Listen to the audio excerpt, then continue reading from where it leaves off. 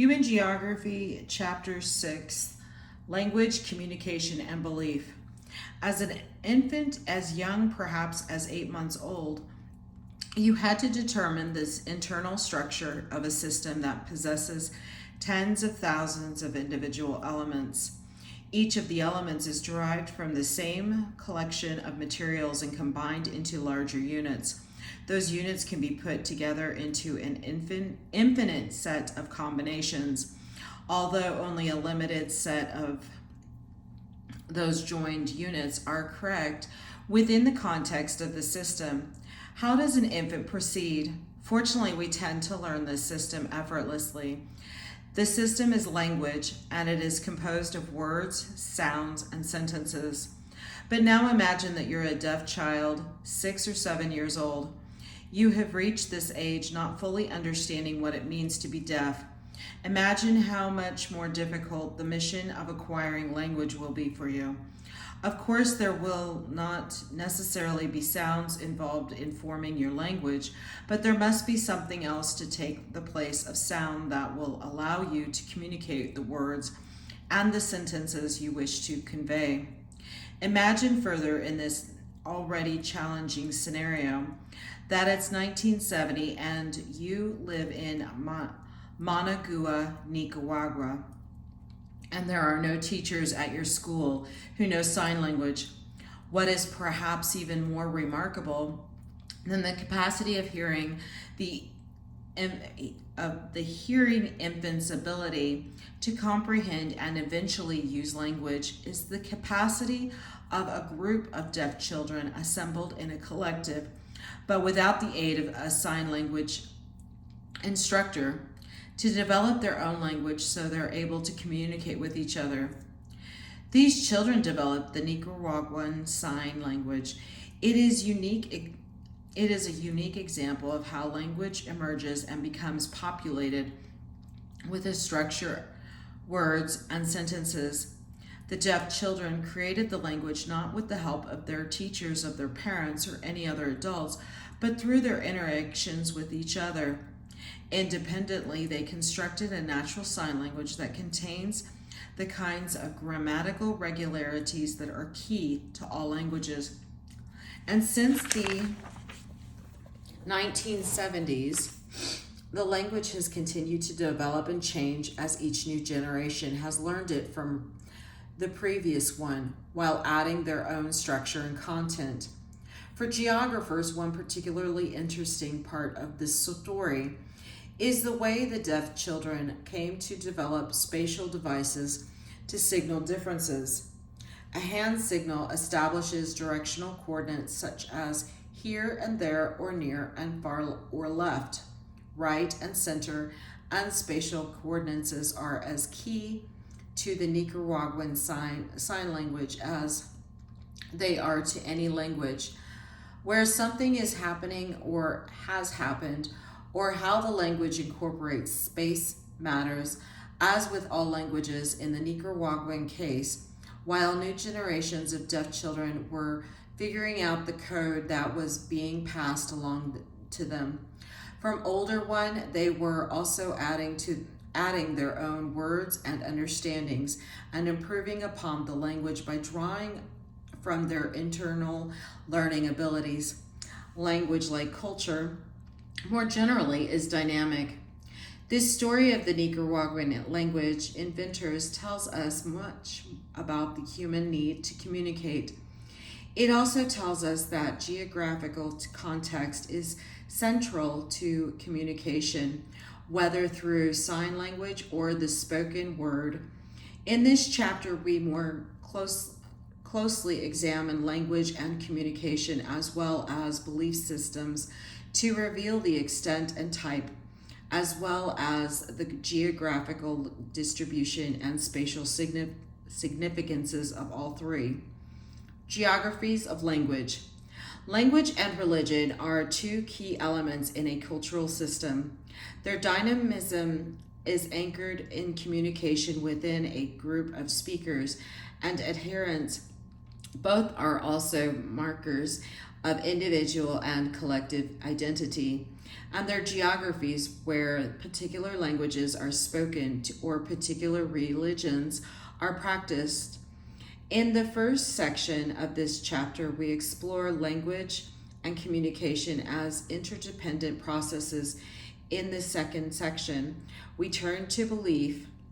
In both sections, we explore not only how language, communication, and religion work, but also how they are distributed across a range of spaces and how space itself shapes their practice.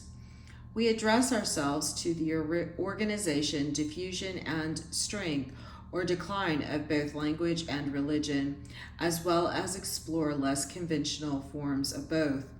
What is language? Language is a mean of communication, ideas, or feelings by a way of conventionalized system of signs, gestures, marks, or articulate vocal sounds, figure 6.1. In short, communication is symbolic based on commonly understood meanings of signs or sounds. It is an important aspect of culture, and without it, cultural accomplishments would be lost. As well, we would have a hard time even staying alive. In fact, language is so central to almost everything we do as humans that it's difficult to imagine what it would be like not to have it. What if we didn't have names for things, food, help you and me, and what if we weren't able to make statements or ask questions? Linguists, the people who study language, believe it without concepts, words that contain meaning. It would be difficult to think we would still experience things like lightness or cold or pain. But without the concept of pain, we couldn't communicate our condition to others so that we might get some relief. The importance of concepts to thought doesn't mean that without them it would be impossible to speak or even think. It just means that certain kinds of thinking can happen only because we have language. For instance, the Andawa people of the Amazon rainforest have no concept of time. They have no calendars, watches, or mechanisms that measure or count the passage of time. There are only divisions of day and night and rainy and dry seasons. No one in the community has an age. Instead, they change their names to reflect their stage in the life cycle. Language both reflects and influences the way different groups understand and interpret the world around them by providing each group with often distinct concepts and vocabulary. As the example of the Andawa illustrates, every language contains the elements necessary to communicating all kinds of different thoughts. Yet, what makes language so interesting is that those thoughts can be conveyed in very different ways depending on the language. Additionally, all languages have a structure that includes rules of grammar, specialized vocabularies, and systems of pronunciation. Within standard languages, regional variations known as dialects exist. Dialects feature pronunciation, grammar, and vocabulary that are place-based. The term is most often associated with regional speech patterns. It is often said that dialects reflect the everyday lives of its speakers as they encounter new people and things. Standard language, also known as official language, is made in government offices, in the courts, and in the schools, and is less alive and more artificial.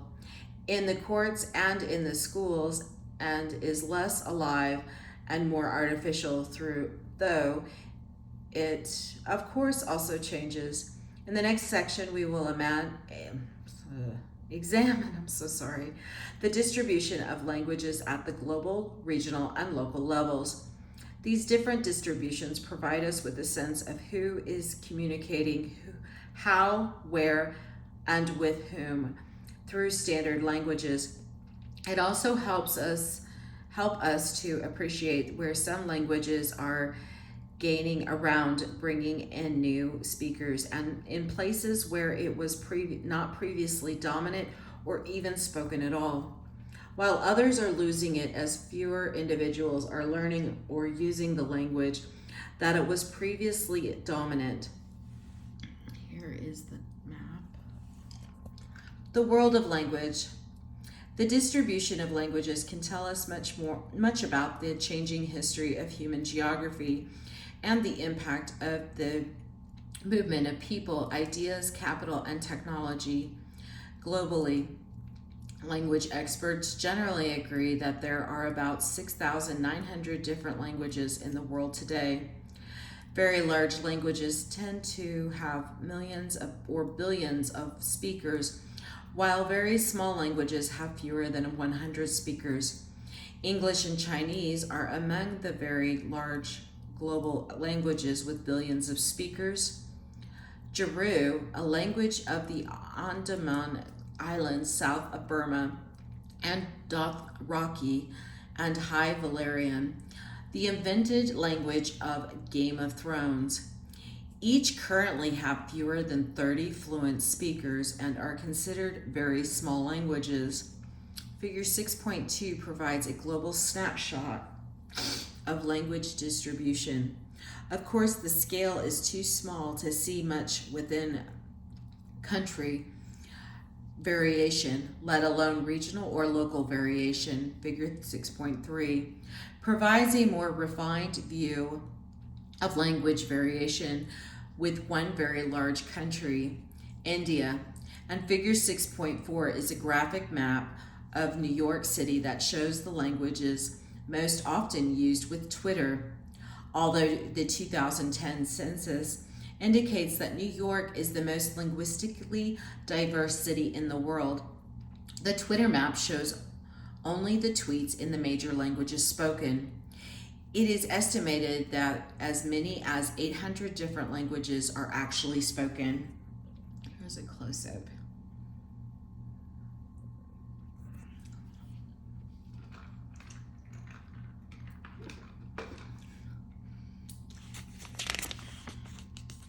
And then here is a map of Afghanistan, Sri Lanka, and these are this country here, just so you know, is India, in case you're not aware of that.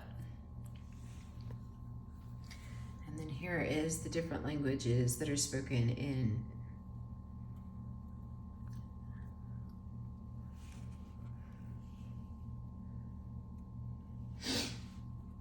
the Garifuna example. Garifuna is one among hundreds of New York City languages, but it is mainly spoken in Honduras and Belize, with smaller numbers of speakers in Nicaragua and Guatemala. Garifuna is a member of the Arakan language family and may have been brought to the island of St. Vincent in the Lesser Antilles from the Orinoco River Valley in present-day Venezuela, as well as from coastal Guyana, Suriname, French Guiana, and parts of the island of Trinidad.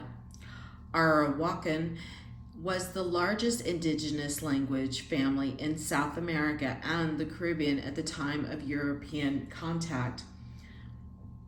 The Garinago people, those who speak Garifuna, are largely descended from West Africans who were en route to South America, have been pressed into slavery. Historical records suggest that because of a shipwreck, they ended up in St. Vincent.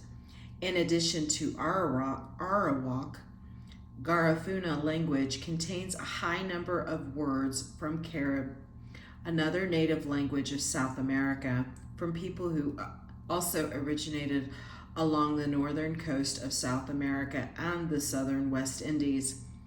Garifuna also contains contributions from a number of West African languages, including Yoruba, Igbo, and Ashanti from present-day Benin, Ghana, Nigeria, Malay, Sierra Leone, and the Democratic Republic of Congo. Finally, Garifuna includes words and speech patterns from a number of European languages due, of course, to the arrival of Columbus in 1492. In fact, the Arawak were the first New World people Columbus and his crew encountered. Because Garifuna is influenced by so many other languages, it is known as a fusion language. Over the centuries, the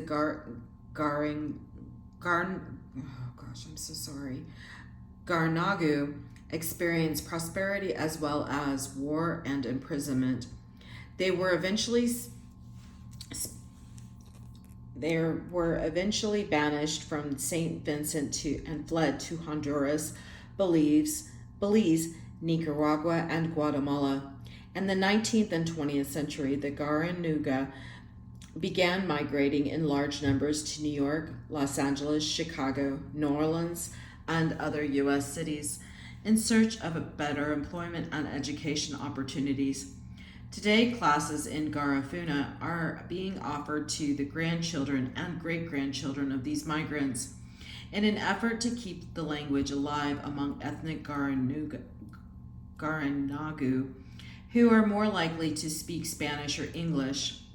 One notable aspect of the Garifuna language is its relationship to music, through which the oral traditions of the culture have been maintained. The language is not only spoken and written, but also sung. In its modern form, its musical form has been described by the United Nations Educational, Scientific, and Cultural Organization, UNESCO, as a veritable repository of the history and traditional knowledge of Garifuna, SIC, such as cassava growing, fishing, canoe building, and the construction of baked mud houses, in addition to illustrating the complexity of language change and the distribution of and the multiple forces at work that affect these. Garifuna also provides an example of the relevance of the different ways language is communicated. Before looking more closely at the geography of language and the impacts of globalization upon the changing distribution of languages, it is necessary to become familiar with some of the basics on how language is organized. So I'm going to go ahead and kind of get a close-up of these so that if you wish to, this is how the changes from 500 to present day and how they migrated. One way I do know that they probably migrated from this area is what's called way sailing. It's not in this book, but I do know that that is a thing. And they use the composition of astrological stars in order to find their way to different islands, just from history class.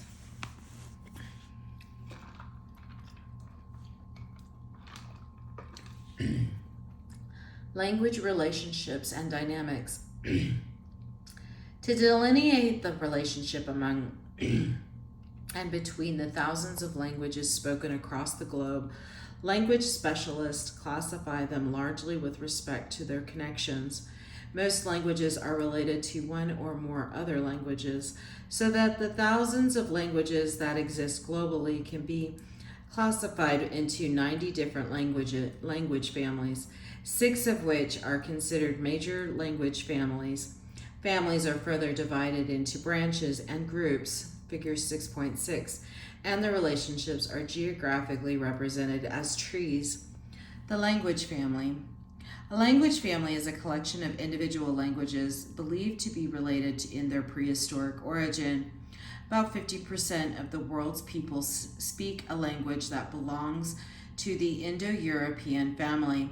Although part of a family, a language branch is a collection of languages that possess a definite common origin. Here's figure 6.6. This is the Iranian language tree.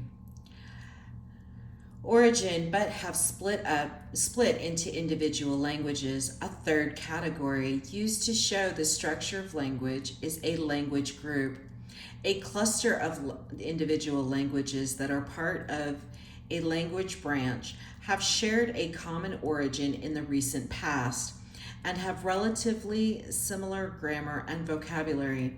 Spanish, French, Portuguese, Italian, Romanian, and Catalan are a language group classified under the Romance branch as part of the Indo-European language family.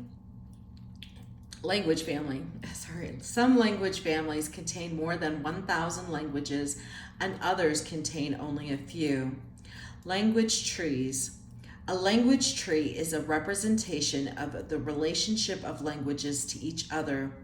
The tree model is meant to mimic a family tree with languages substituted for real family members. The form of the language tree is a node-link diagram that contains branch points or nodes from which the daughter languages, offspring of older languages, descend by different links. The nodes are proto-languages, also known as common languages, in conceptualizing the descent of language and linguistics, and tend to show that a linked language is an offshoot established through a process of gradual modification over time. According to the family tree model, languages are thought to have a kind of genetic relationship to those languages in which they share a line of descent. If you were to use a map in conjunction with the tree model so that the language at the end of each node was connected to the corresponding country, you'd see that geography is central to understanding language transformation. You'll see that geography is often central to understanding its transformation and the location of its speakers. Take the node just below North Germanic in figure 6.7. Old Norse, Old Swedish, and Old Danish were produced by linguistic drift, a process of random change inherent to all languages. Through the speakers would appear to be geographically close in modern terms. In the period of language divergence, communication would have gradually become more difficult as people migrated or somehow became disconnected over time from their original community. Before language can change, speakers must adopt new words, sentence structures, and sounds, spread them through the community, and transmit them to the next generation. It is widely accepted that children are usually the most active agents of language change. When learning the language of their parents, they internalize the language differently, and especially with advances in communication media over time, from a disseminate, a variation of that language. Sorry if I mispronounce that. Here's the Proto-India.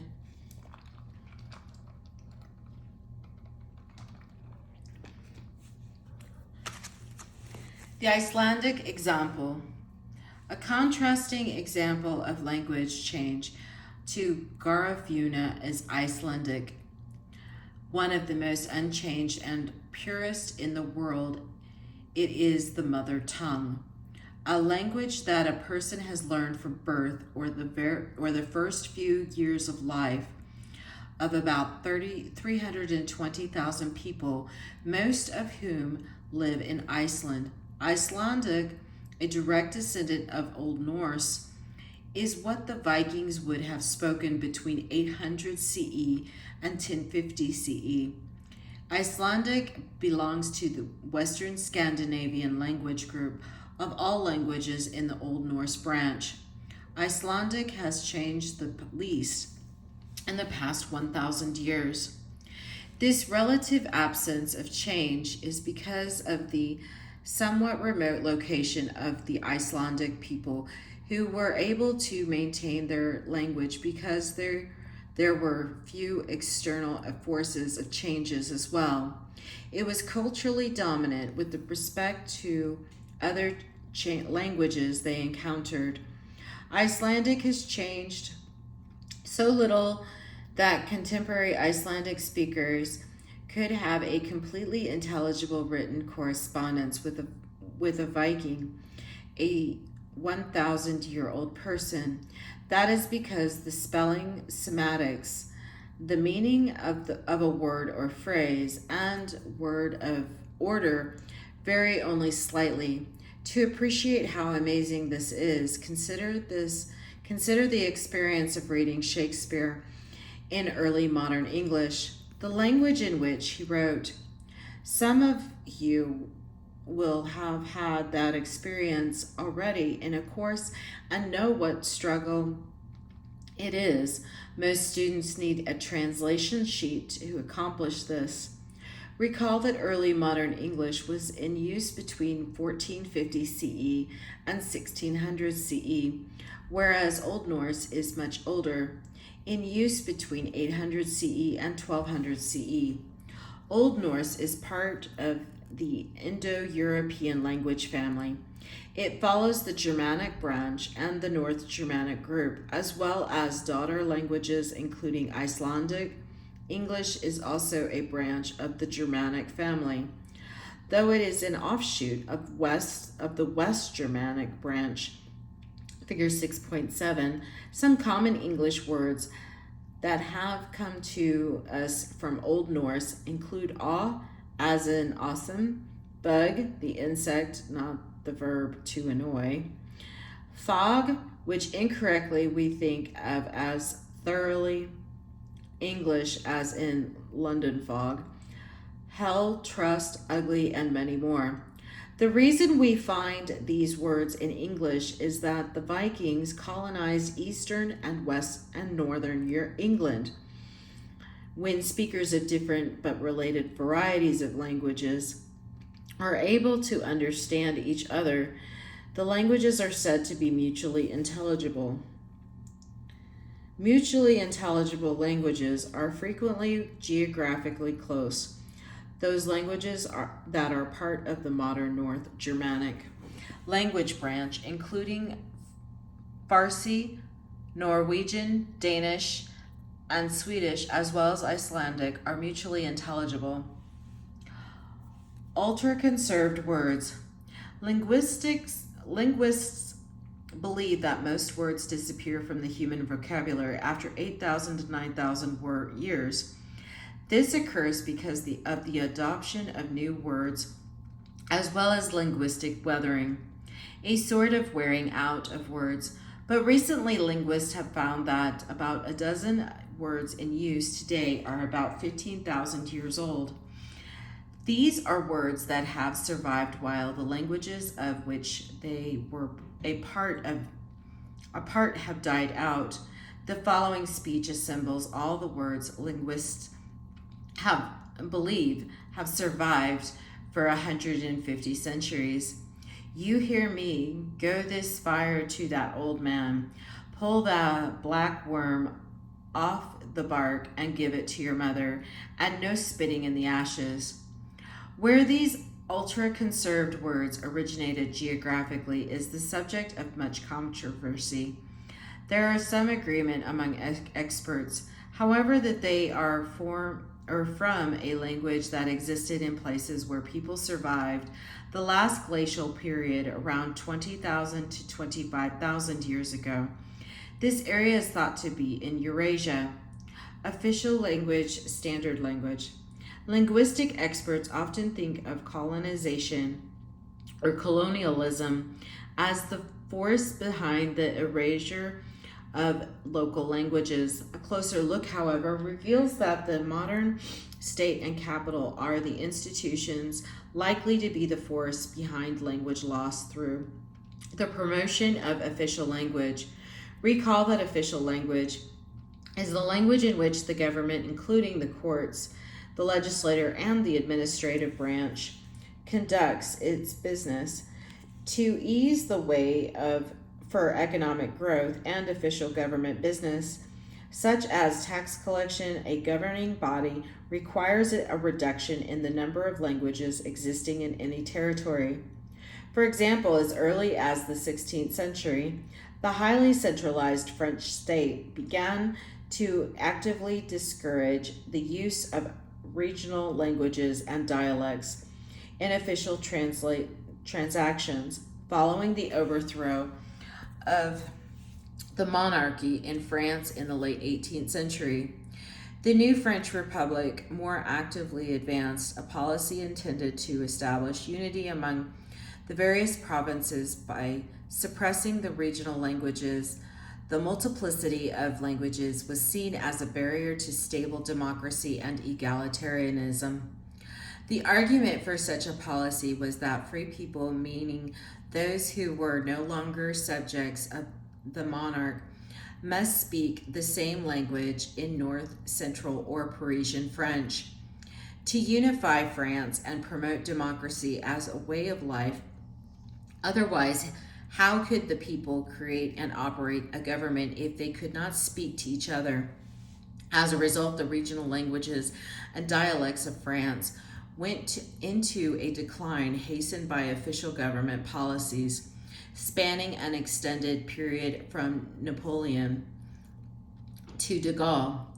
Shows the distribution of regional languages and dialects in France before the French Revolution.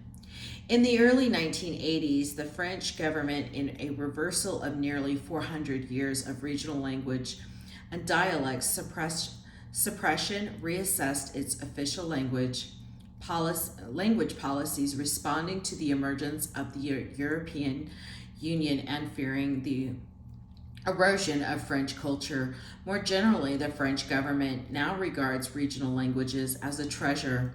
In the early 1990s, the French government began financing bilingual education and here's the map though, you're going to need this.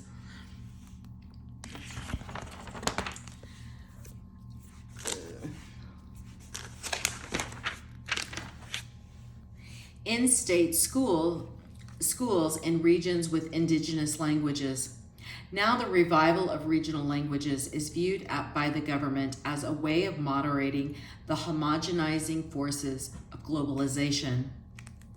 Language hearths. Traditional approaches in geography have identified the source areas of the world's languages and the paths of diffusion of those languages from their places of origin. Carl Sawyer labeled the geographical source of certain cultural practices as cultural hearths. Cultural hearths, discussed in Chapter 5, are the geographic origins of innovation, ideas, or ideologies. Language hearths are a subset of cultural hearths. They are the source areas of languages. Figure 6.9 depicts the hearth area of the Indo-European language family, which possesses over 3 billion speakers. I'm going to go ahead and so you can get a real good picture of this map.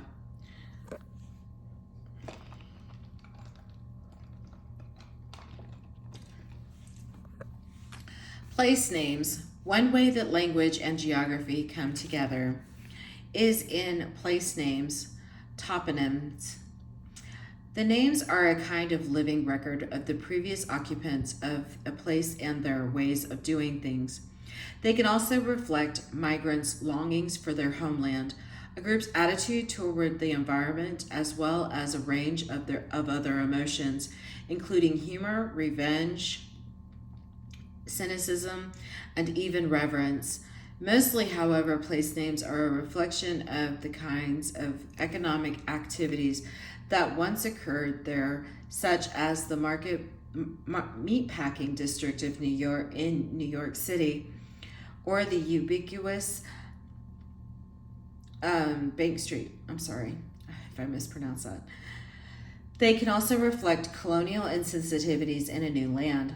In the United States, for example, many Native American groups have appealed to the U.S. Board of Geographic Names to have the word squaw removed from over 800 U.S. geographic landforms, such as Squaw Peak, Squaw Lake, and Squaw Mesa.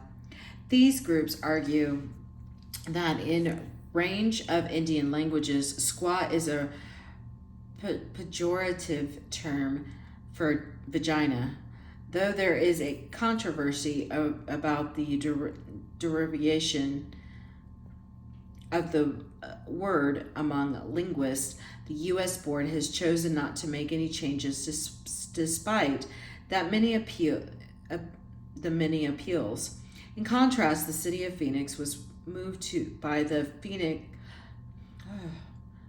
city of Phoenix was moved by the appeal from local indigenous people to change the iconic landform Squaw Peak, originally Squaw Tit Peak, within its urban boundaries, to Piestewa Peak. As place names, these words remind us of how powerful language can be. Even a single word. It is interesting that while the federal government has been reluctant to remove the word squaw, derived from the Algonquin Indian language, when it is used as a toponym on federal lands, a city experiencing that toponym on a daily basis was far more sensitive to its offensive and able to remove it from the urban landscape at the same time that it was able to commemorate a Native American woman, Lori Piestewa, a member of the Hopi Nation who died in combat in the Iraq War in a respectful and honorable way. Identity and language. India presents an interesting illustration of a country where state-mandated language standardization is relatively minimal compared to countries such as Germany, where 95% of the population speaks German. Over 1,600 languages are spoken in India, representing four major language branches. The Indo-European family, introduced by the Aryan herdsmen who migrated from Central Asia between 1500 and 500 BCE, is prevalent. In the northern plains region, Sri Lanka, and the Maldives, this language family includes Hindi, Bengali, Punjabi, Bahari, and Urdu. Munda languages are spoken among the tribal peoples who still inhabit the more remote hills regions of peninsular India. Dravidian languages, which include Tamil, Telugu, Kannarese, and Malayan, are spoken in southern India and northern part of Sri Lanka. Finally, Tibeto-Burmese languages are scattered across the Himalayan region. When India became independent in 1947, the boundaries of many of the country's constituent states were established on the basis of language, resulting in no single language being spoken or understood by more than 40% of the people. Efforts have been made since independence to establish Hindi, the most prevalent language, as the national language. This move, however, has been resisted by many of the states within India whose political identity is now closely aligned with a different language. The lingua franca, a common language among speakers whose native languages are different in India, is English, which serves as the link between its states and regions, but it's spoken by fewer than 6% of Indians. As in other former British colonies, in South Asia, English is the language of higher education. The professions and national business and government, Hindi and English are the official languages of the country, but English is more powerful than Hindi in terms of its wider global reach, offering opportunity for economic or social mobility. Here is the map. Most children who attend school are taught only their local language, which inevitably restricts their prospects. A guard, sweeper, cook, or driver who speaks only Hindi or Urdu will likely do the same work all his life. In contrast, those who can speak English, by definition, the upper and middle classes, are able to practice their profession or do business in any region of their country.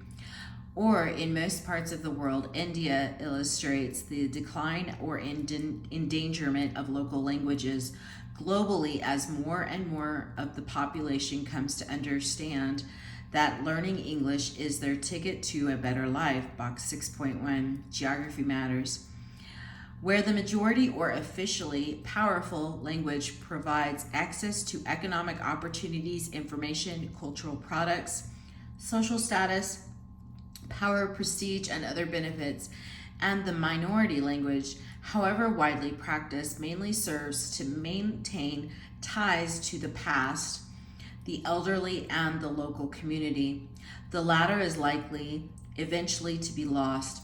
The loss occurs over several generations as the minority language is relevant in more and more restricted contexts and fewer significant purposes.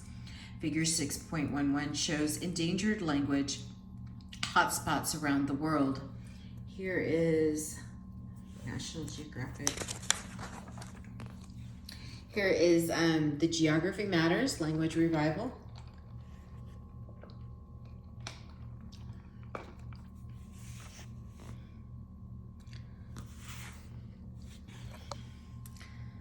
The Basque County linguistic contestation.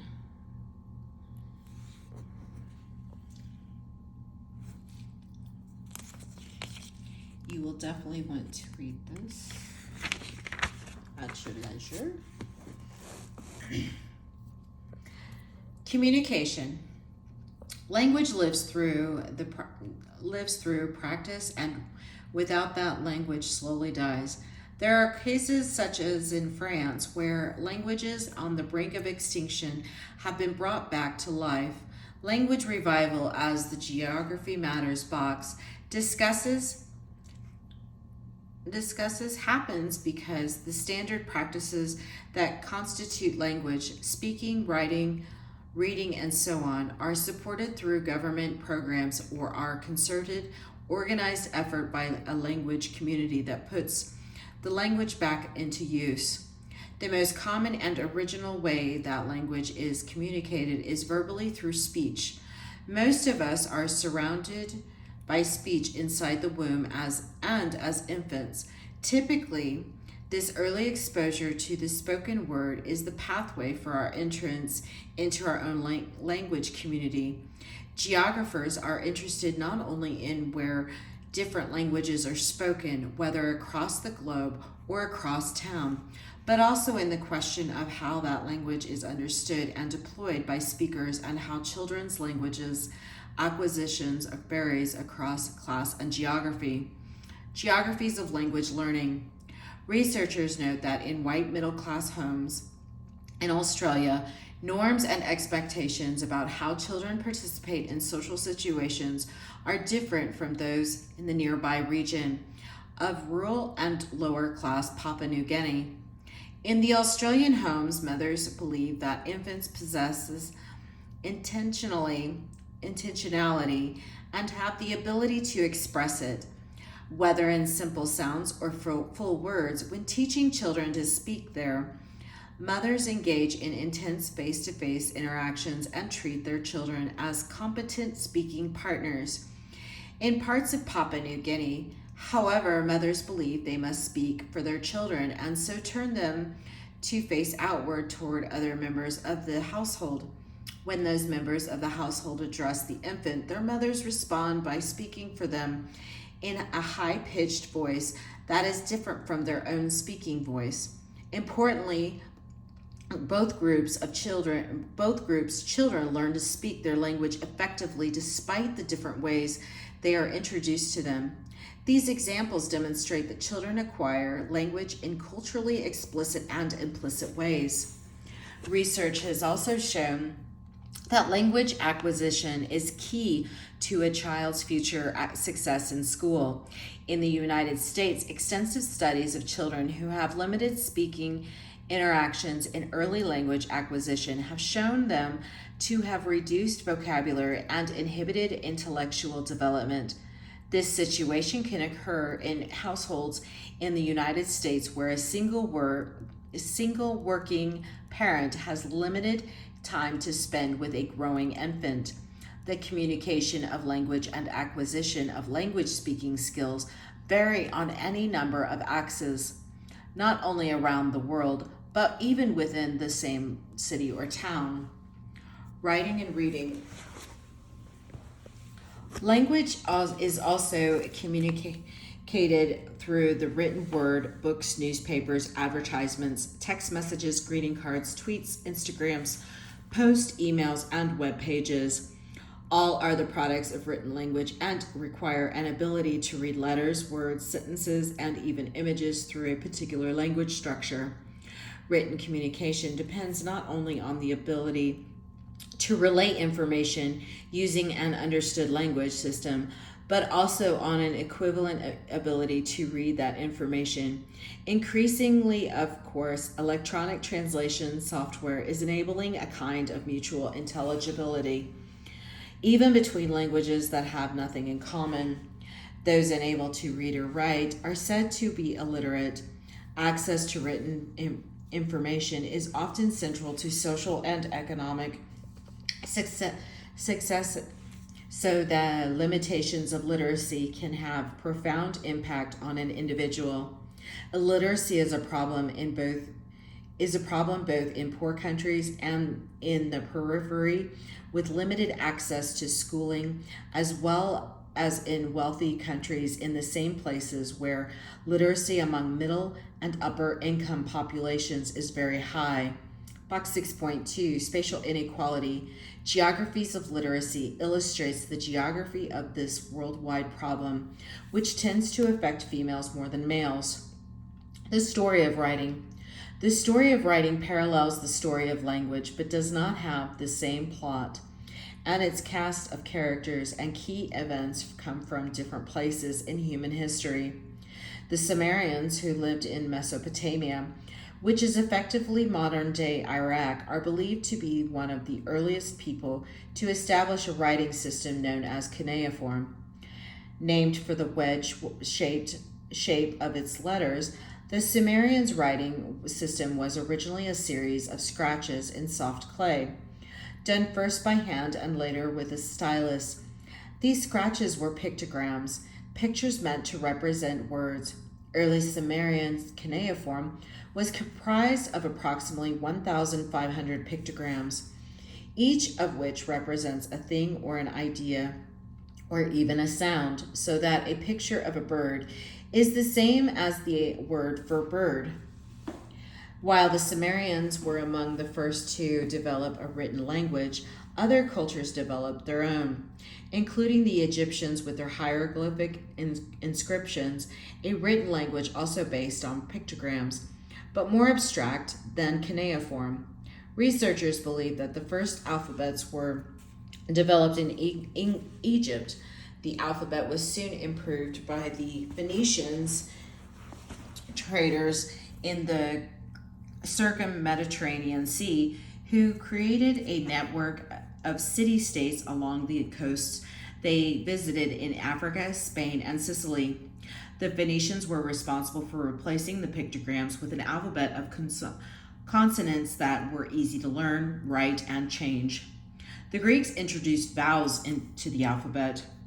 The Latin alphabet, introduced by the Romans by the way of the Etruscans, is the same one used in this book, except the Romans had only 23 letters, omitting the letters J, U, and W. Early writing was done on clay, stone, wax tablets, wood, metal, papyrus, parchment, or vellum. And the writing implement was a reed, chisel, quill, and eventually a broad nib pen. Writing was also done on walls. The word graffiti refers to the inscriptions, largely figure drawings, scratched on walls in ancient Rome.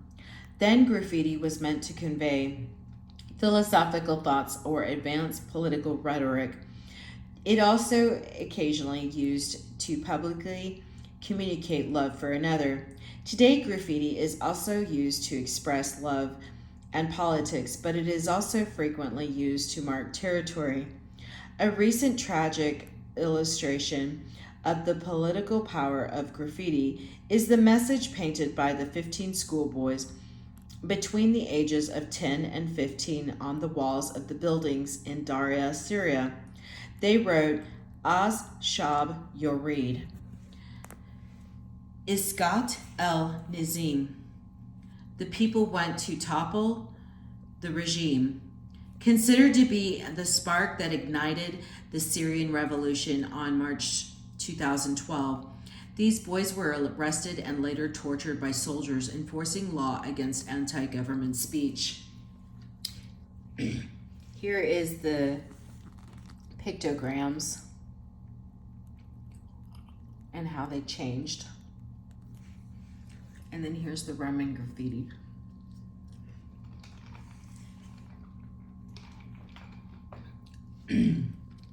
Slang. Because of its liveliness, language is often adapted for different purposes, or new language is developed by subsets of language users such as teenagers or people who live in separate communities or who work in special sorts of jobs.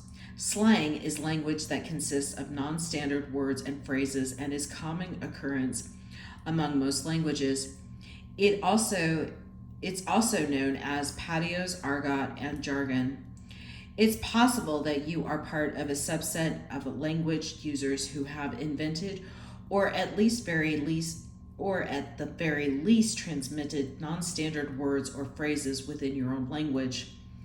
Whether that's English or something else, as mentioned, young people are frequently the most active agents of change in a language, introducing not only new words but also new forms of language use.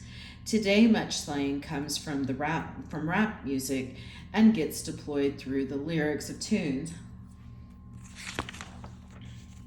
Here's 6.2. This is spatial inequality, the group geographies of literacy. I'm going to do my best to get as close to this as possible because there are quite a few graphs and charts for you to take a look at. This will also be, you're going to want to know this stuff.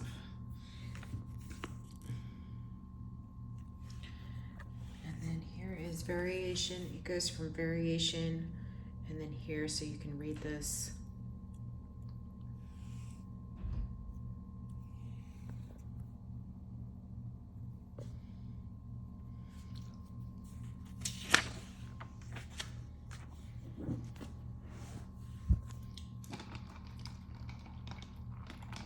Since you're probably already pretty familiar with American slang, slang from Britain may be interesting as the words are also in English, but they may not have migrated across the ocean to the United States. Words such as bear, cray, dench, and gel are common slang among English teenagers. Bear means lots of, or very, Bear means lots of, or very, exceedingly, as in he's got bare cash. Cray, somewhat obviously is derived from crazy and is a crossover from rappers Jay-Z and Kanye West. In England, its use is really popular and a return word from England to the United States. Thanks to rapper Lethal Bizzle is dench, meaning remarkably good. In homepage to Judi Dench, the acclaimed British actress, well gel means very jealous. In a positive sort of way, as in when someone has a great new pair of jeans and her complimenting Friend says, I'm well, Dell. It's not only youth who create slang. Here are some slang words that were introduced through classical literature from Dickens to Shakespeare that are not only still in use today, but are also quite popular. Included in the short list is the author and the date of the first appearance. High, as in under the influence of drugs or alcohol. Thomas May, 1627. Hang out, time to spend with. Charles Dickens of 1836. Crib, as in dwelling place. William Shakespeare, 1623. Unfriend, the severing of a friendship. Thomas Fuller of 1659. Vocal fry. It's not just words, however, that characterize a youth language. A youth language use. Vocal fry is the practice of speaking in the lowest voice register to produce a popping or creaking sound at a very low frequency. It is a voice pattern that characterizes how many college-age U.S. women currently speak. Vocal fry occurs at the end of the sentences and can be almost indiscernible to the uninitiated. Among other young people, however, the slow fluttering of the voice at the end of the sentence, producing a kind of rattling sound, is widely recognized and appreciated. If you don't know what it sounds like, listen to Kim Kardashian or Zooey Deschanel on an audio file. Vocal fry communicates hipness to a wider like-minded group of young women. To potential employers, it signals something else. Research is now showing that women who practice vocal fry, which until recently was considered a voice disorder, are passed over for jobs. In a 2014 study, employers indicated they were less likely to say they'd want to hire the person with the fry voice, mostly because they found them to be less trustworthy. When making hiring judgments, employers preferred a normal voice 86% of the time for female speakers. Language and social media. Social media is among the most powerful forces in communication today. It is widely used by young people, allowing them to convey messages instantly across a wide collection of friends, fans, and others, from businesses to universities to people in situations or strife or conflict, letting them know what is happening where they are. It is well known that social media is a communication mechanism has affected at a very basic level words and sentence construction, but geographers are also interested in who uses it, where they are, and in what ways they are using it. This is a map. Figure 6.14 is a map of which countries use social networks and how many registered users there are. Here's the map. And I have never heard of some of these. So they must be regional to that area. Vikantake. Okay. And here is for figure 6.15.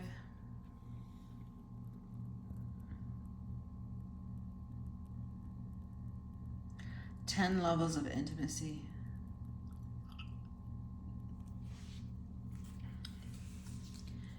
Communication is also a spatial practice that can take place at a distance or in close proximity.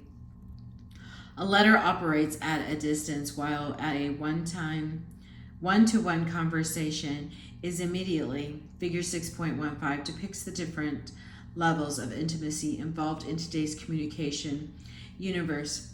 What is missing from this graphic, however, are nonverbal forms of communication that without a doubt convey a language all their own. Sign language. Sign language signals account for 2/3 of all human communication. This shouldn't be surprising, as the aphorism, actions speak louder than words, must surely indicate, but what if someone communicated with you using only body signals and eye contact? There is a branch of research that studies the ways tacit signals like these can be traced back to behaviors that were once critical for human survival. What's interesting about these facial and body language signals, pursed lips, crossed arms, and averted gaze, is that we still employ them today, largely subconsciously. Importantly, these signals can be read by others. Researchers believe that our subconscious minds may register all sorts of information that our conscious minds do not access or no longer know what to do with.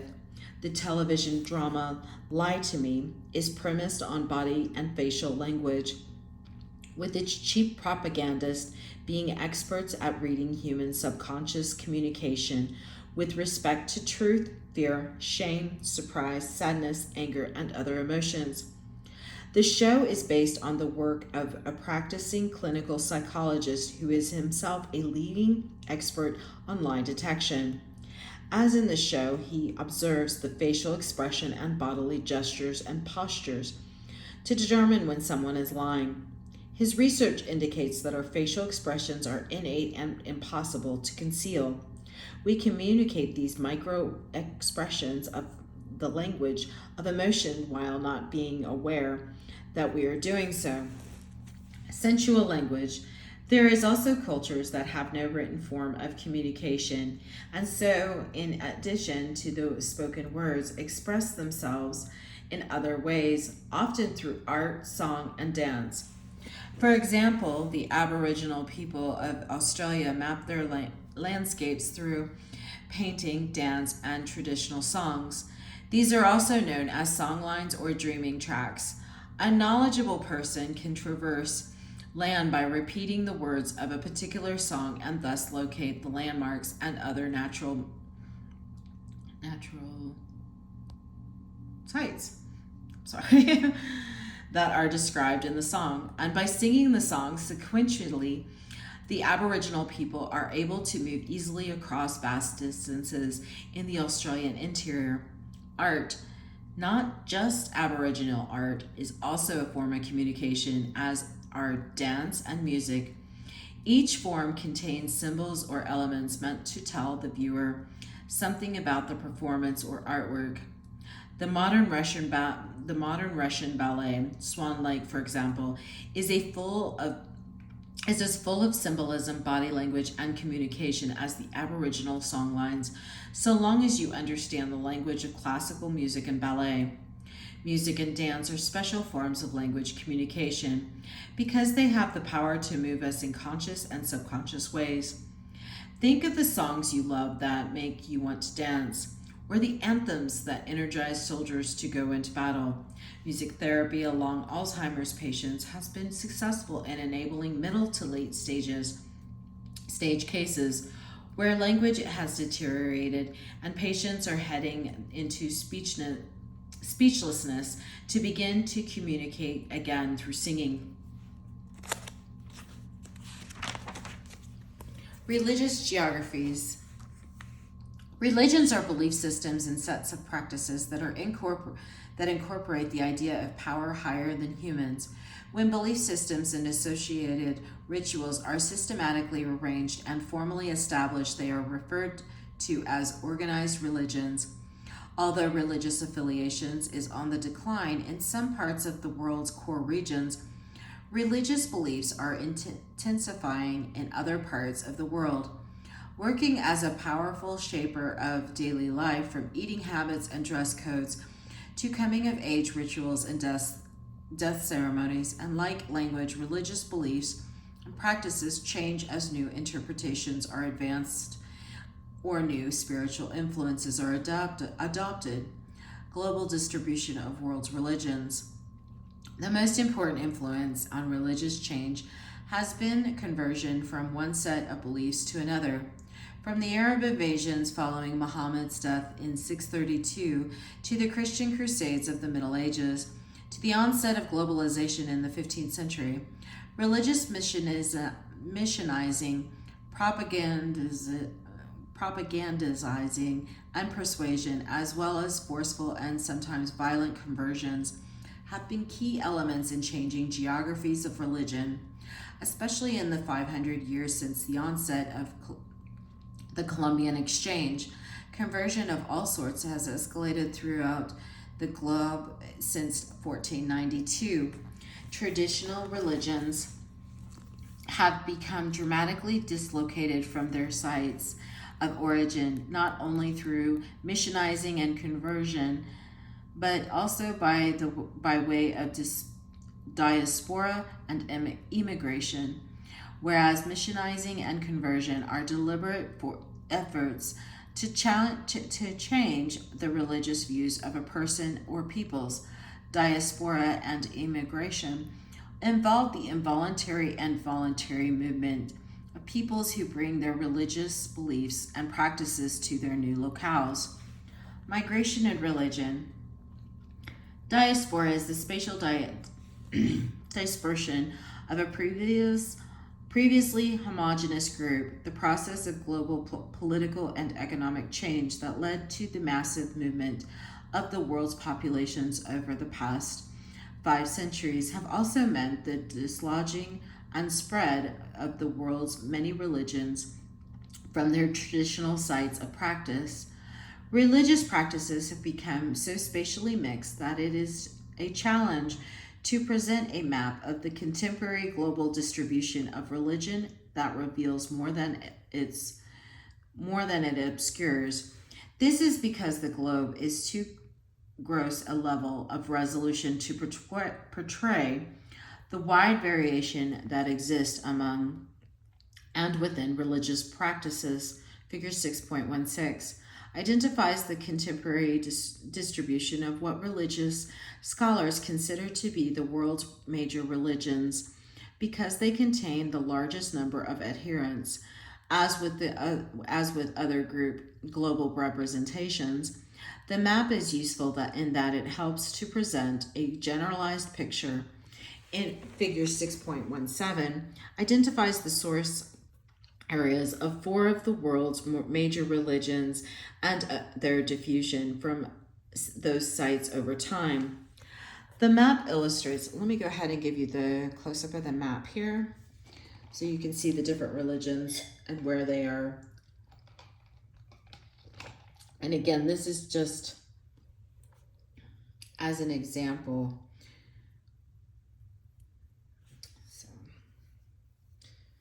Because America has quite a few religions that I know of. I'm sorry. So you can see different religions and different cultures. There you go. And then this is figure 6.17. And the diffusion. And this is done a lot of times if you look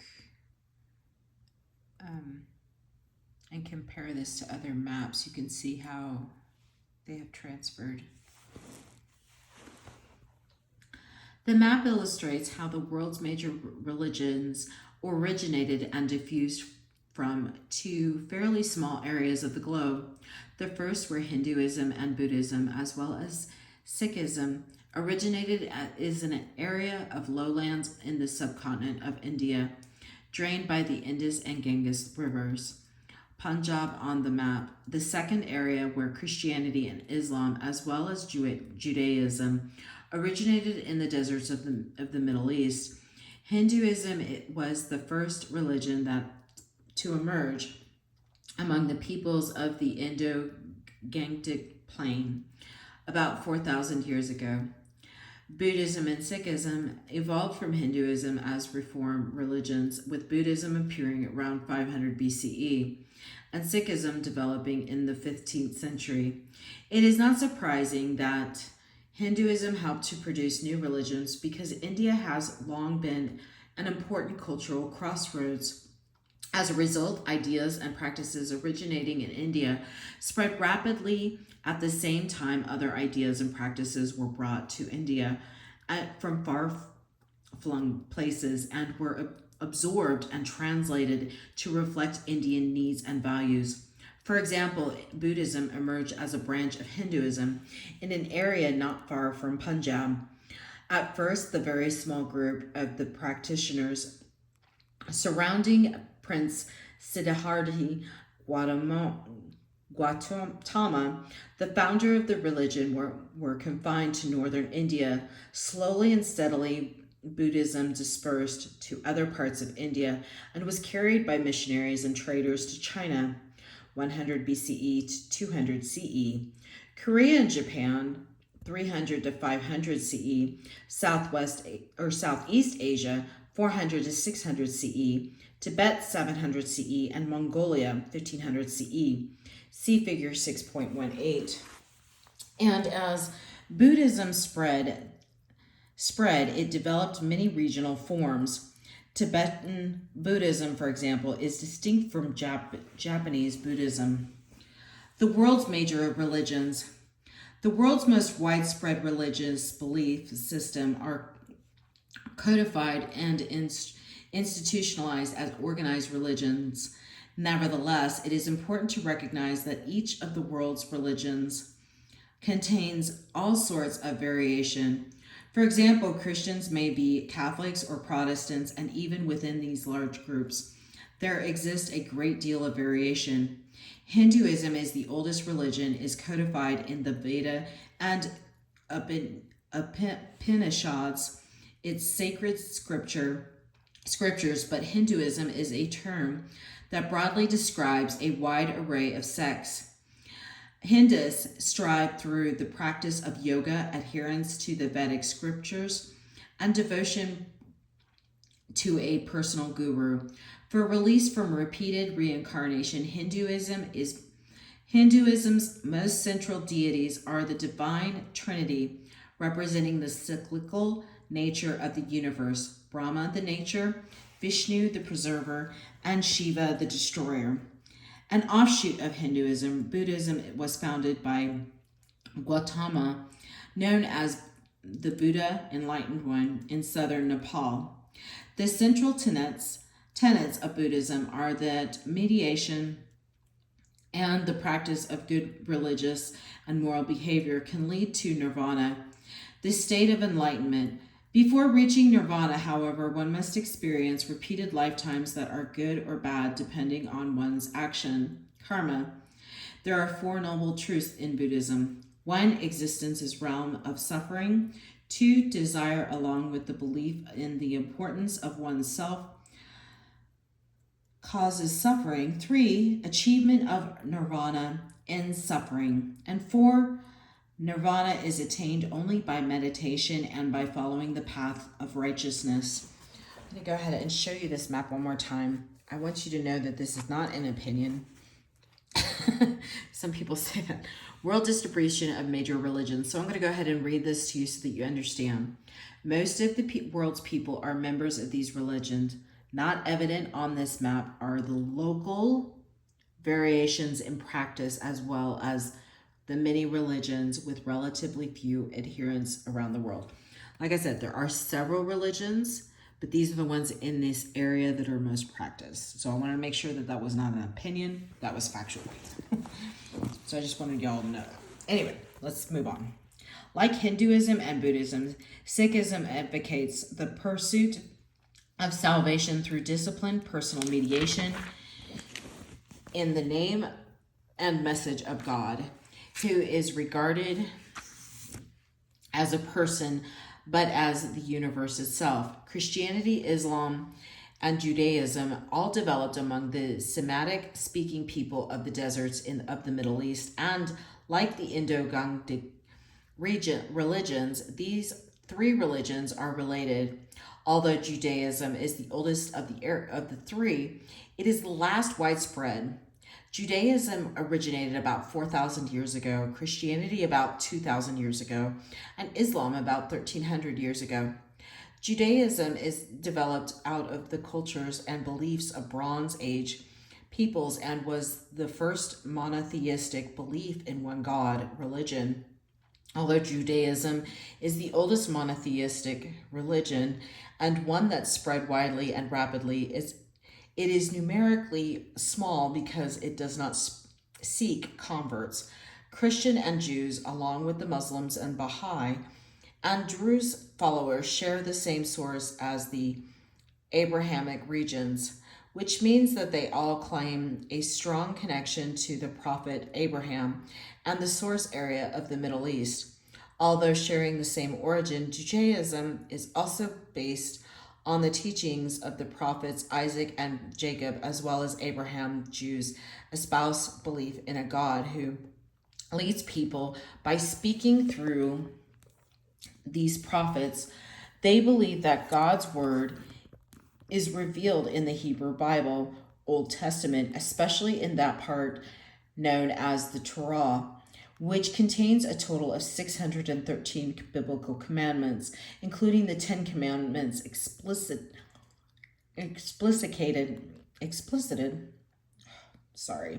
in another part of the Hebrew Bible known as the Talmud. Jews believe that the human condition can be improved, that the letter and the spirit of the Torah must be followed, and that a Messiah will eventually bring the world to a state of paradise. Christianity developed in Jerusalem among the disciples of Jesus of Nazareth, who announced that he was the Messiah expected by the Jews. The religion is based on the life and teachings of Jesus as written up by various authors in the New Testament of the Christian Bible. It is the world's largest religion with 1 to 2 billion adherents. Christians believe that Jesus was the Son of the God and the Messiah prophesied in the Old Testament. A scripture that is also significant to Judaism as a central figure in all Christian religions. Jesus is revered as a teacher, a model, the model of a pious life, the manifestation of God, and most importantly, a savior of humanity who suffered, died, and was resurrected to bring about human salvation from sin. Christians believe that upon his death, Jesus ascended into heaven, that at some point he will return to judge the living and the dead, and that he will grant life everlasting to those who have followed his teachings. As Christianity moved east and south from its hearth area, its diffusion was advanced by missionizing and by imperial sponsorship and military crusades. The diffusion of Christianity in Europe is illustrated in Figure 6.19. Islam is an Arabic term that means submission, specifically submission to God's will. A Muslim is a member of the community of believers whose duty is obedience and submission to the will of God. Islam recognizes the prophets of the Old and New Testament of the Christian Bible, but to Muslims, Muhammad is the last prophet and God's messenger on earth. The Quran, the principal holy book of the Muslims, is considered the word of God as revealed to Muhammad by Angel Gabriel beginning in about 610 CE. There are two fundamental sources of Islamic doctrine and practice, the Quran and the Sunnah. Muslims regard the Quran as communicated by God to Muhammad. The Sunnah is not a written document, but a set of practical guidelines to behavior. It is effectively a body of traditions that are derived from the words and actions of the Prophet Muhammad. Like Christianity, Islam was for centuries routinely spread by forced conversion to save souls, but also often for the purposes of political control. Inevitably, adherents of the two religions have clashed, often at geographic flashpoints, and sometimes with bloody violent results. I'm going to go ahead and show you the map on these, because it's important to see how the Silk Road works and how religion also spread.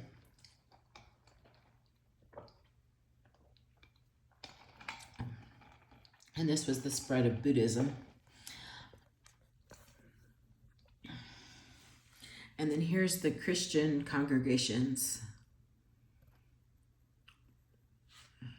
and how it spread. Church and state in England. The influence of established churches and state religions often carries important implications for many aspects of life and can have all sorts of geographic implications and outcomes. In the United Kingdom, for example, 26 bishops of the established Church of England, the Lords Spiritual, sit in Parliament's unelected upper chamber, the House of Lords. They are now a minority in the House of Lords, but at one time bishops, archbishops, and abbots were a majority, and the House of Lords itself was much more powerful. As a result, the Church and its leadership acquired a great deal of power, wealth, and influence. In medieval England, for example, parts of many of the bishoprics, the territories under the leadership of a bishop, sorry if I mispronounce that, functioned as civil jurisdictions with legal powers. Sometimes this led to exploitation.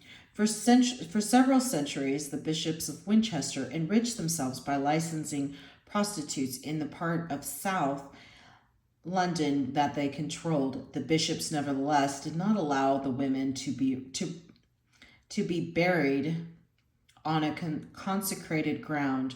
Prostitutes ended up in crossbones burial grounds, along with paupers and other unlicensed sinners. In the 18th century, the influence of the established church was imprinted on the township and social geography of London as Parliament passed a succession of acts to pay for new churches. Worried that the population of the rapidly growing city was becoming increasingly nonconformist and with influx of migrants with different religious affiliations, Parliament sought to secure London's burgeoning suburbs for the established church by dominating new neighborhoods with impressive Anglican churches. Figure 6.21. Islam is a state religion. Where Islam is the state religion, various interpretations of the Sharia law, based directly on precepts set forth in the Quran and the Sunnah, control not only people's private comportment, but also their public behavior, including their dress, diet, education, and entertainment. As a result, Sharia law is a fundamental influence on the economic, social, cultural, and political geographies of Islamic countries. As we shall see in chapter 12, for example, the Islam's emphasis on personal privacy and virtue, on communal well-being and the inner essence of things rather than on their outward appearance has shaped the layout and design of traditional Islamic cities. The Sharia is one aspect of the religious law that dictates the practices and behaviors of its adherents. Box 6.3, visualizing geography, belief systems, and restrictions on behavior, provides a wider view of the ways that religion shape behaviors as well as spirituality, religiosity. It is important to remember that not everyone adheres to a religious faith of any kind, organized or otherwise.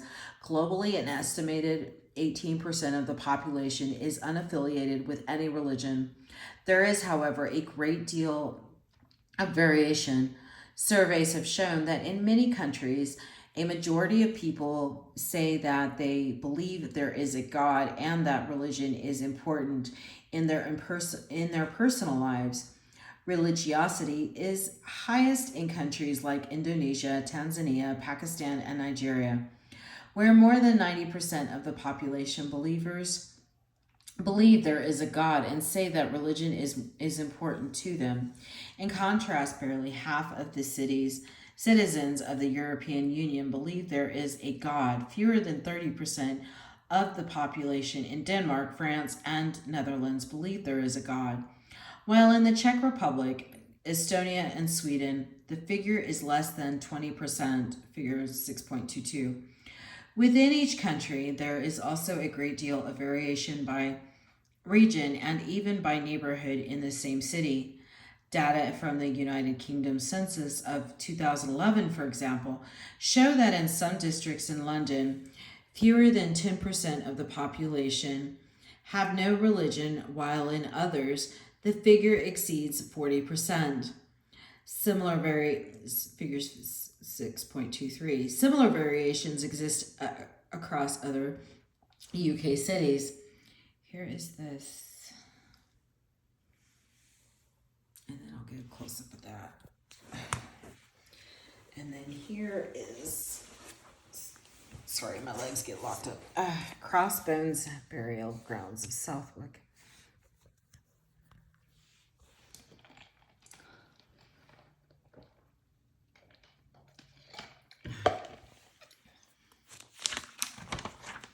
And then here's 6.3, visualizing geography.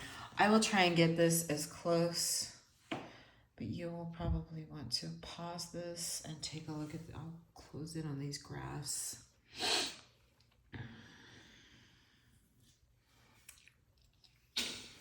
And then here's hostiles involving religion. So hopefully you can see that. I'll try and get close as I can.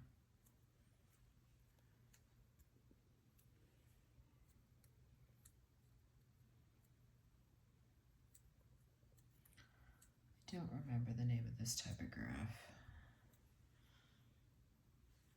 So here's this.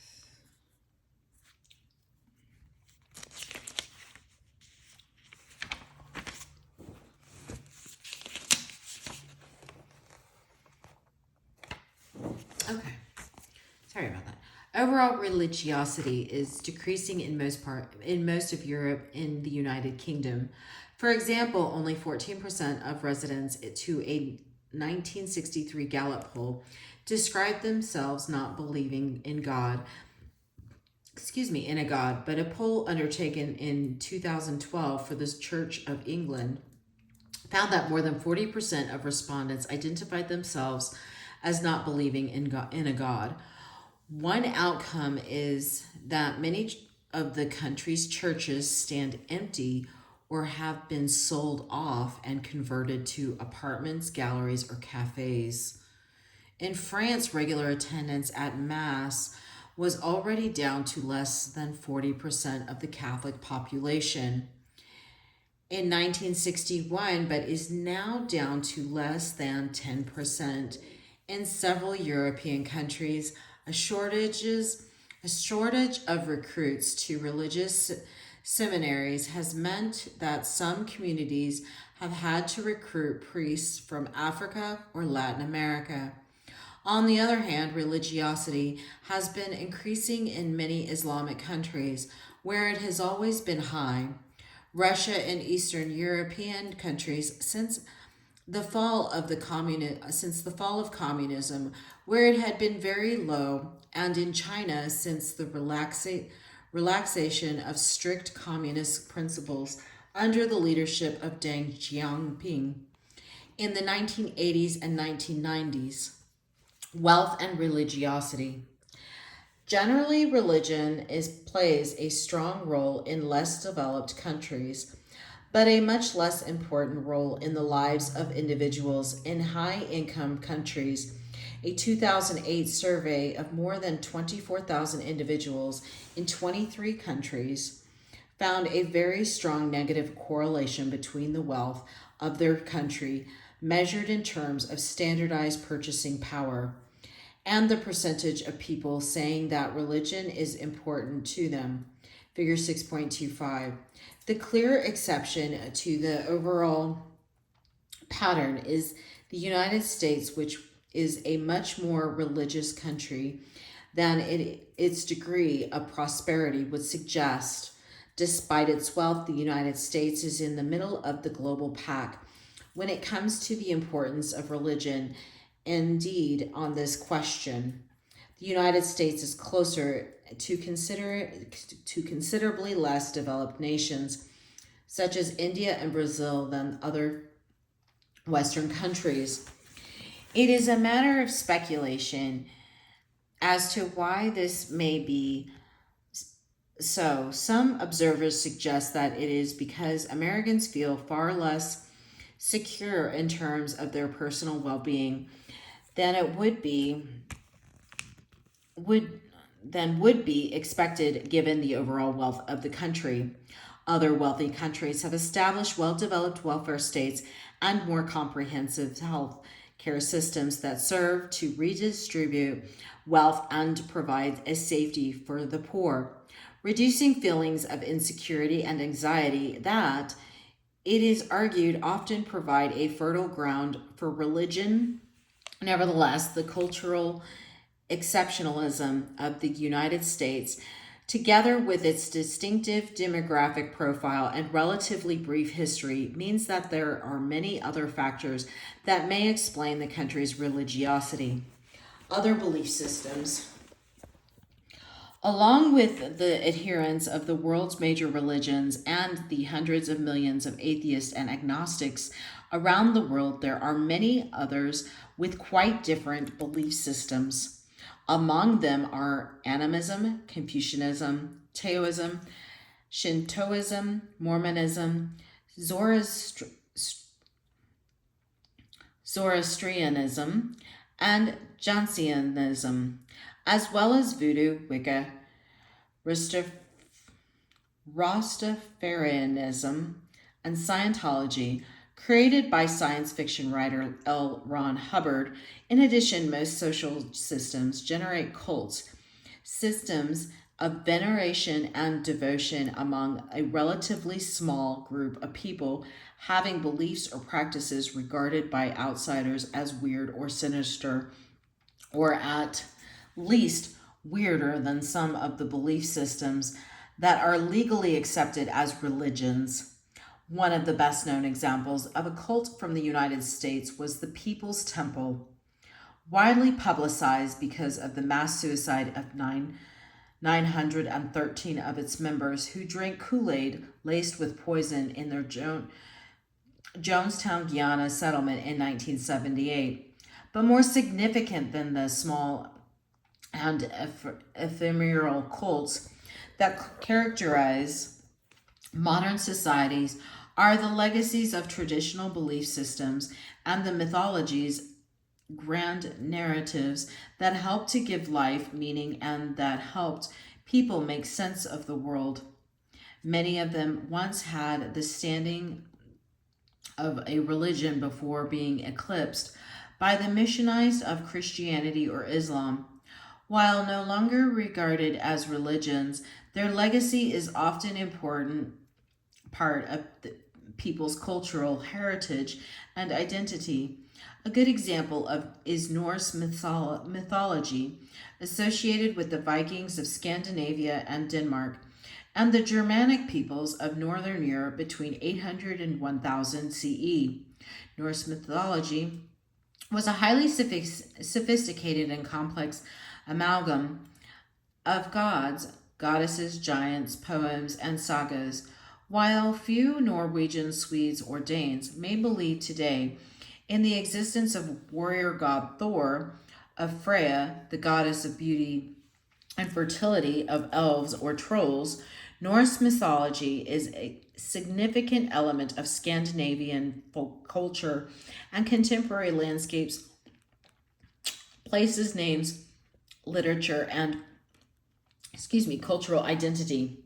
Globalization, communication, and religion. Changing geographies of belief systems are a significant outcome of globalization. As a disparate belief systems come into contact, in some cases causing tensions and even violent conflict. New religions are introduced among populations dominated by adherents of a different one. An excellent illustration of global forces behind the changing geography of religious faith is the Columbian contact with the New World. Before Columbus and later Europeans reached the continents of North and South America, the people living there practiced their, for the most part, various forms of animism and related rituals. They viewed themselves holistically as one part of the wider world of animate and inanimate nature. Shamanism, in which spiritually gifted individuals are believed to possess the power to control preternatural forces, is one important aspect of the belief system that existed among Native American populations at the time of European contact. Figure 6.27. Cargo cults are another example of the impact of modernity and globalization on traditional belief systems. Cargo cults involve the belief that certain ritualistic acts will lead to a bestowing of material wealth. Cargo. They are chiefly associated with the Melanesian islanders of the Pacific Ocean, where traditional societies were disrupted by the arrival during World War II of military forces, first Japanese, then American. With their aircraft, equipment, food, soft drinks, and cigarettes, after the military bases closed and the personnel departed, some charismatic leaders on remote Melanesian islands sought to lure back the outsiders' goods by carving model aircraft and jeeps, lighting signal flares, and performing parade ground style drills with wooden rifles.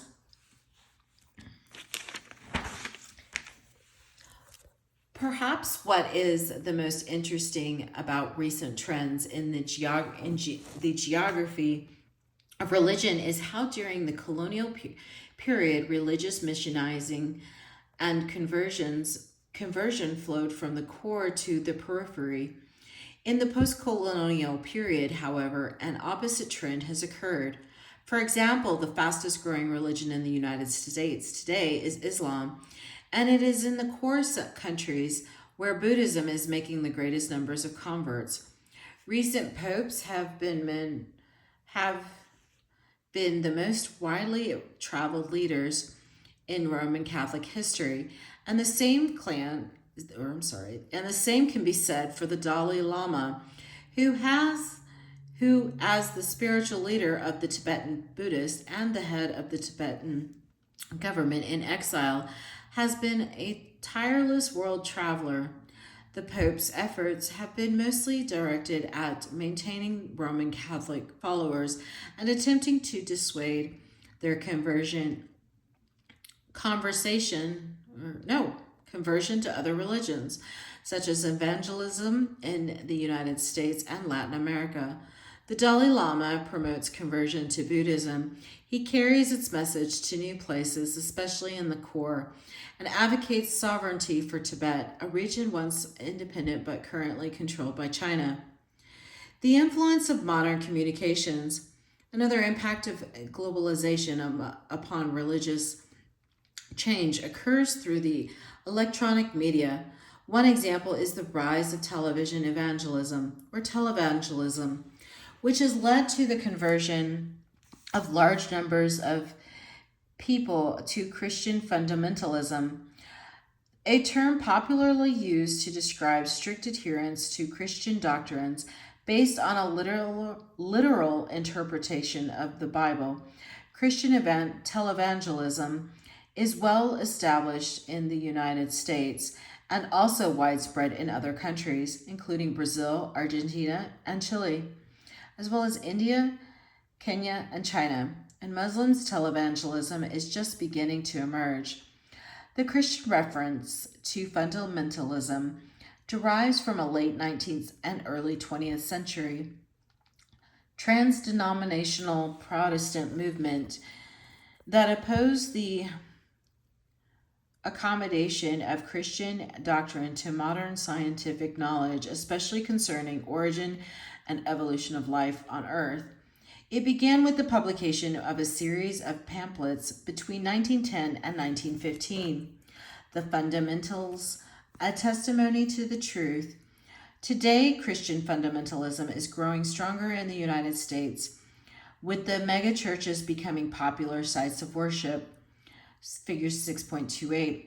The conventional definition of a megachurch involves Protestant congregations that share several distinctive characteristics: 2,000 or more persons in attendance at weekly worship, a charismatic senior minister, a 7-day-a-week congregational community, and multiple social and outreach activities.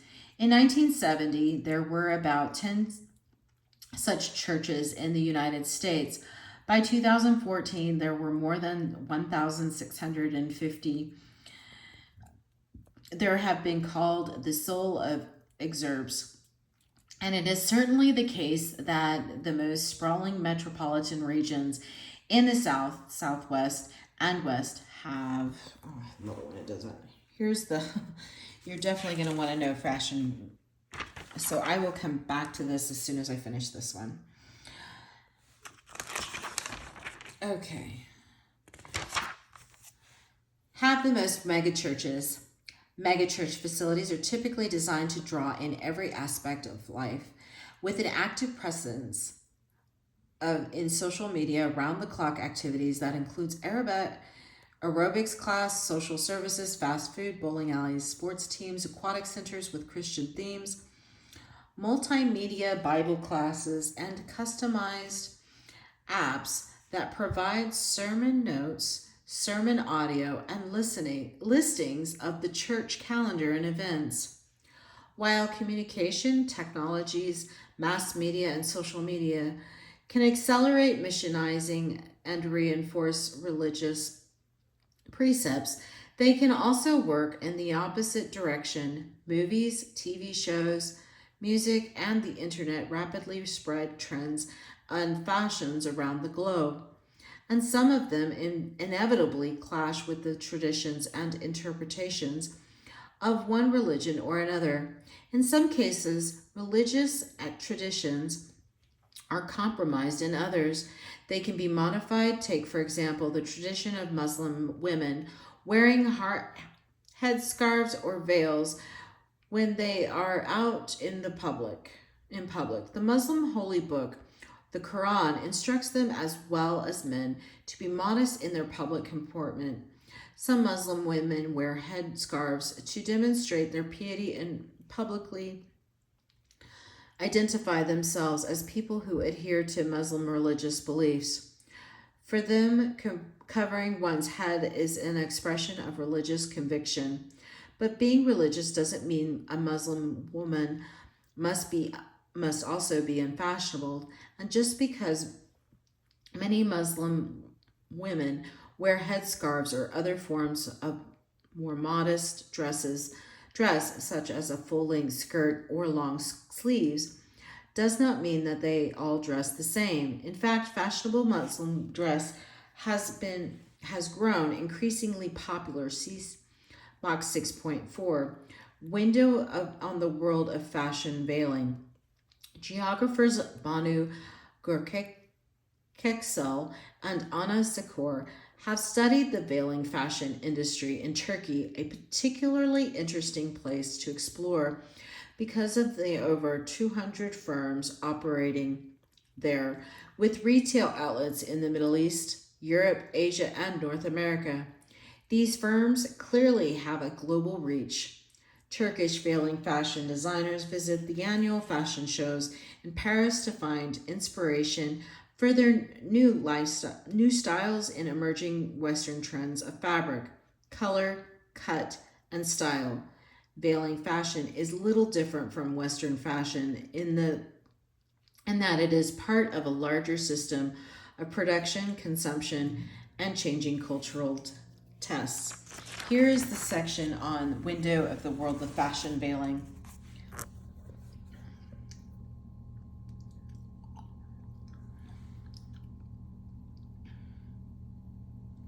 And then here are the examples of Islamic dress.